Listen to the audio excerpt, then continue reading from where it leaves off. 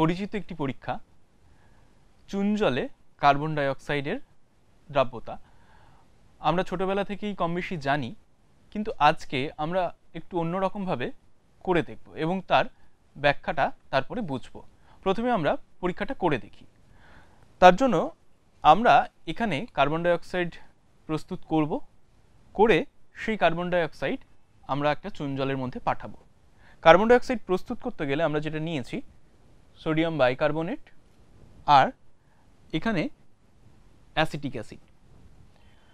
তো আমরা এইটাই প্রথমে একটু সোডিয়াম বাইকার্বনেট নিয়ে নেব। সৌমিক,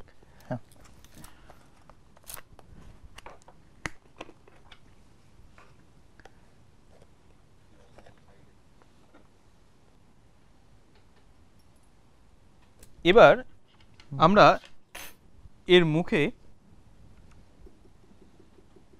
একটা বেলুন আটকে দেব যাতে উৎপন্ন CO2টা এর মধ্যে আমরা নিতে পারি।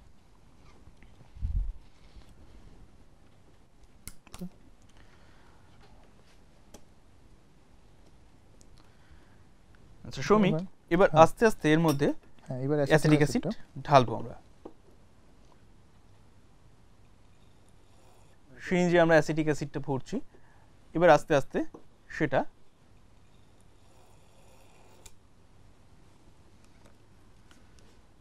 মুখটা বন্ধ করে দিলাম। এবার সোডিয়াম বাইকার্বনেট এবং অ্যাসিটিক অ্যাসিড বিক্রিয়া করে যে কার্বন ডাই অক্সাইড তৈরি হচ্ছে, সেই কার্বন ডাই অক্সাইড বেলুনের ভিতরে ঢুকছে এবং বেলুনটাকে ফুলিয়ে দিচ্ছে। তাহলে আমরা দেখতে পাচ্ছি যে কনিক্যাল ফ্লাস্কে উৎপন্ন CO2 বেলুনটাকে ফুলিয়ে দিচ্ছে। এবার আমরা এই কার্বন ডাই অক্সাইড লাইম ওয়াটারে চালনা করব। তার জন্য আমাদের এখানে নিয়েছি কনিক্যাল ফ্লাস্ক। কিন্তু নির্মল, আমার মনে হয় এই কনিক্যাল ফ্লাস্কের থেকে এই বড় টেস্ট টিউবে বোধহয় বেশি ভালো হবে। হ্যাঁ, সেটা ঠিক। তাহলে আমরা তাই করি, বড় টেস্ট টিউবে আমরা এই চুন জল বা লাইম ওয়াটার নেব।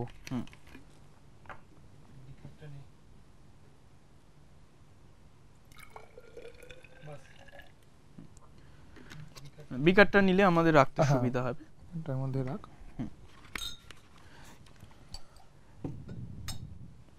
লাইম ওয়াটারের প্রকৃতি ক্ষারীয়, সুতরাং আমরা এখানে 2 ফোঁটা ফেনলফথলিন দেব যাতে তার ধর্মটা আমরা ভালো বুঝতে পারি, তার প্রকৃতিটা ভালো বুঝতে পারি।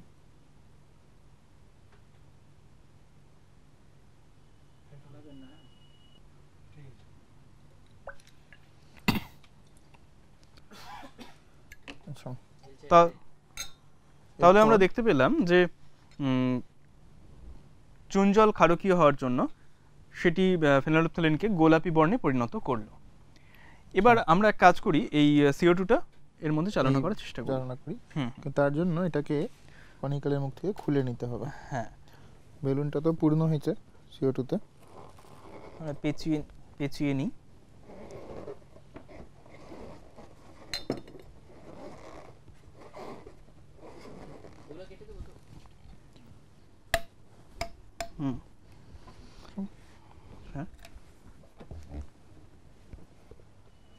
আমরা বিকারটা সরিয়ে দিই, বেলুনটাকে এই বড় টেস্ট টিউবের মুখে লাগালাম। এবার দেখি পরিবর্তনটা কি হচ্ছে। চুন জল কিন্তু ধীরে ধীরে ঘোলা হতে শুরু হয়েছে।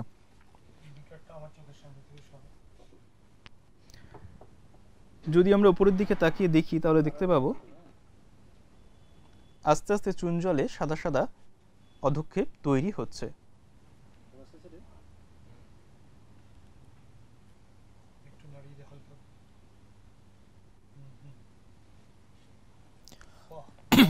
খুব সুন্দর আমরা দেখতে পাচ্ছি অধক্ষেপ নিচের দিকে পড়ছে নিচের দিকে। এবং আমি বলবো যে এই বর্ণের দিকে ভালো করে লক্ষ্য করতে, বর্ণের কি পরিবর্তন হয়। আমরা কিন্তু দেখতে পাচ্ছি গোলাপি রংটা বেশ হালকা হয়ে আসছে, ফ্যাকাশে হচ্ছে আস্তে আস্তে।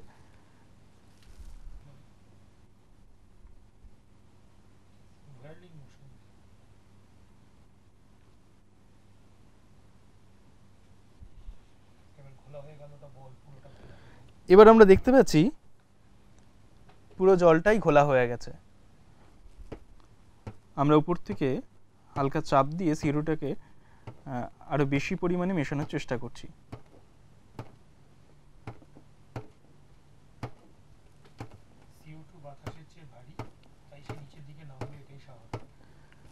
CO2 বাতাসের থেকে ভারী, সুতরাং সেটা ধীরে ধীরে নিচের দিকে নামবে, এটাই স্বাভাবিক ঘটনা। গোলাপি কালারটা অনেকটাই ফ্যাকাশে হয়ে গেছে।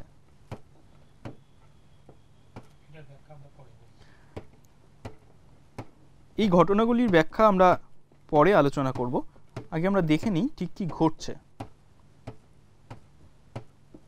আমরা দেখতে পাচ্ছি যে চুন জলের মধ্যে কার্বন ডাই অক্সাইড দেওয়ার ফলে চুন জলটা অনেকটা ঘোলাটে হয়ে গেছে। তার কারণ কি? কারণ চুন জল কার্বন ডাই অক্সাইডের সংস্পর্শে এসে CaCO3 বা ক্যালসিয়াম কার্বনেট তৈরি করেছে, যার জন্য ক্যালসিয়াম কার্বনেট অধক্ষেপ হওয়ার ফলে এখানে একটা ঘোলাটে ভাব বা ঘোলাটে সলিউশন তৈরি হয়েছে। এখন যদি রঙের দিকে তাকাই তাহলে দেখব সেটা ফ্যাকাশে হয়ে গেছে। কেন না? প্রথমে ক্যালসিয়াম হাইড্রক্সাইড ছিল, সেটা ছিল তার তীব্রতা ছিল বেশি, সেই ক্ষারকীয়তা বেশি ছিল, কিন্তু যখন ক্যালসিয়াম কার্বনেট তৈরি হলো তার ক্ষারকীয়তা কম। সুতরাং আমরা দেখতে পাচ্ছি গোলাপি কালারটা ধীরে ধীরে ফ্যাকাশে হয়ে গেছে। এবার আমরা এর মধ্যে অতিরিক্ত কার্বন ডাই অক্সাইড চালনা করব, দেখা যাক কি পরিবর্তন হয়।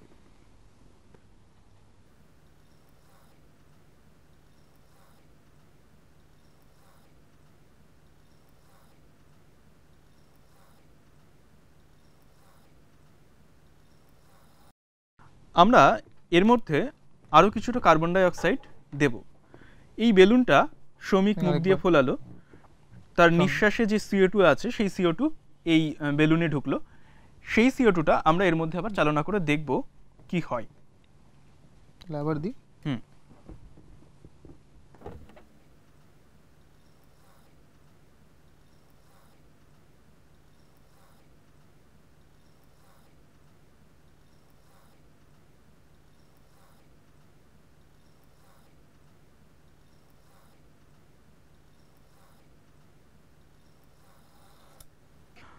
আমরা তাহলে দেখতে পাচ্ছি যে ঘোলাটে ভাবটা আস্তে আস্তে চলে গিয়ে প্রথমে যে চুন জল নিয়েছিলাম যেমন স্বচ্ছ ছিল সেরকম স্বচ্ছই একটা দ্রবণ পেলাম, শুধু রংটাই নেই, বর্ণহীন হয়ে গেল।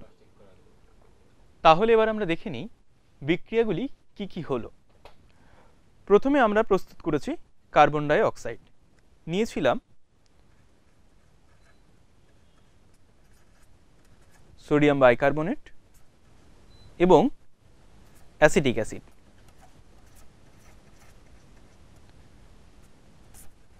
সেখান থেকে তৈরি হয়েছে CO2 প্লাস সোডিয়াম অ্যাসিটেট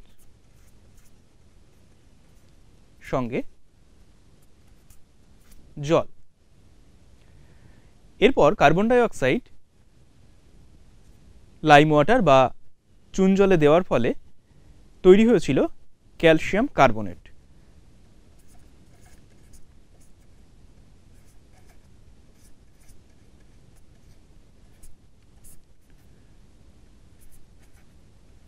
তৈরি হয়েছে ক্যালসিয়াম কার্বনেট প্লাস জল।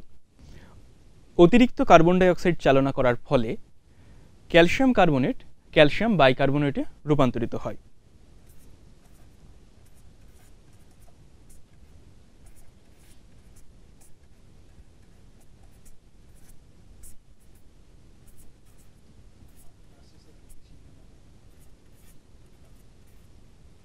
এই ক্যালসিয়াম বাইকার্বনেট জলে দ্রাব্য, ফলে পুনরায় দ্রবণটি স্বচ্ছ হয়ে যায়।